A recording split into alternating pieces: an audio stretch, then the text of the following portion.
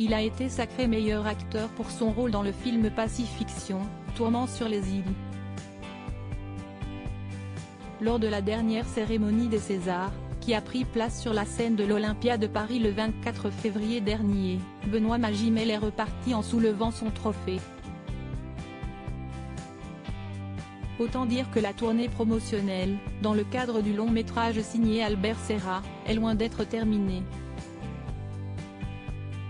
Et pendant longtemps, cet exercice a été une véritable phobie pour le comédien, qui avait beaucoup de mal à se prêter au jeu. Cette aversion lui avait valu le curieux surnom de Prince du Silence, comme Benoît Magimel l'a rappelé dans Totémique, le podcast de France Inter. Maintenant je parle beaucoup plus facilement, parce que j'ai fait un tour de piste quand même, a-t-il assuré. Mais si est-il vrai que j'étais catalogué cauchemar des journalistes? Parce qu'à chaque fois on me posait des questions, et je disais ça ne vous regarde pas.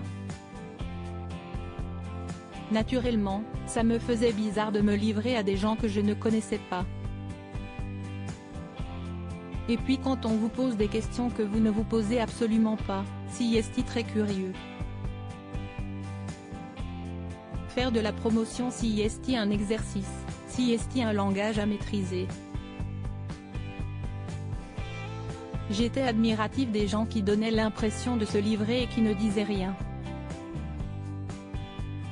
J'ai considéré que c'était un abus aujourd'hui, si est sans mal qu'il se livre sur son quotidien de papa, sa vie avec Margot Pelletier ou encore sa relation passée avec Juliette Binoche. Ses amours, ses emmerdes. Benoît Magimel a longtemps préféré les garder pour lui. Et pour cause. Je vais vous dire la vérité, quand j'avais 13 ans, j'adorais me livrer, a-t-il avoué. J'adorais raconter des choses sur moi parce que j'aime rajouter un peu et que les gens me regardaient avec des grands yeux.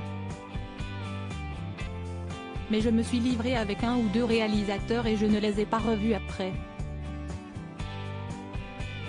Et je me suis dit, ils te font parler et ils utilisent ces choses personnelles à leur intérêt, pour faire leurs films, pour écrire des rôles. Et je trouvais ça très dérangeant. J'ai considéré que c'était un abus. Retrouvez l'interview intégrale de Benoît Magimel dans le podcast Totémique de France Inter.